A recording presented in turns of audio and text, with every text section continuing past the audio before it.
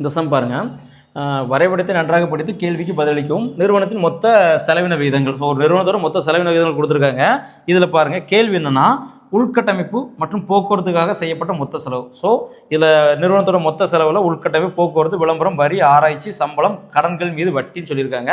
இதில் நமக்கு தேவையானது ஃபஸ்ட்டு உள்கட்டமைப்பு, போக்குவரத்துக்கான மொத்த செலவு என்ன, மற்றும் போக்குவரத்து வரிகளுக்காக செய்யப்பட்ட மொத்த செலவு, இதோட விகிதம் கேட்டிருக்காங்க. ரேஷியோ ப்ரொபோர்ஷன் உள்ள சம்மு.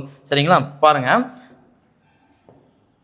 இங்கே உள்கட்டமைப்பு, போக்குவரத்து, ஸோ இந்த ரெண்டையும் ஆட் பண்ணிக்கலாம். ஸோ 12.5. ஸோ 20 + 12.5. சரிங்களா? ஸோ இது சரிங்களா, ஃபஸ்ட்டில் உள்ளது. சரிங்களா? அந்த விகிதத்தில் ஃபஸ்ட்டில் உள்ளது. செகண்டில் என்ன சொல்லியிருக்காங்க, போக்குவரத்து வரி.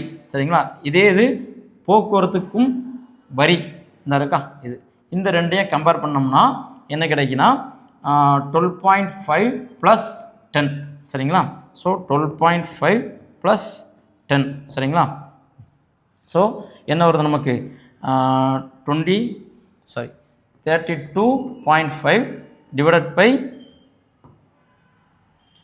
22.5. ஸோ இந்த புள்ளியை நம்ம அப்படியே எடுத்துக்கலாம், வெளியே எடுத்துக்கலாம். டேரெக்டாக 10ஆல் பெருக்கி என்ன செஞ்சுக்கலாம், வெளியே எடுத்துக்கலாம். அப்போ தான் நமக்கு சால்வ் பண்ண ஈஸியாக இருக்கும். ஸோ மேலே இங்கே 10ஆல் மல்டிப்ளை பண்ணிடலாம். 325 ÷ 225. இதை நம்ம சால்வ் பண்ணும்போது 13/9 வரும். சரிங்களா? ஸோ இதை 13/9ங்கிறது வந்து பார்த்தீங்கன்னா எங்கள் ஆப்ஷன்லேயே கிடையாது. ஸோ அதனால் இது வந்து கிரேஸ் மார்க் தான் உங்களுக்கு. சரிங்களா? ஸோ இதுதான் பார்த்தீங்கன்னா ஆன்சர்.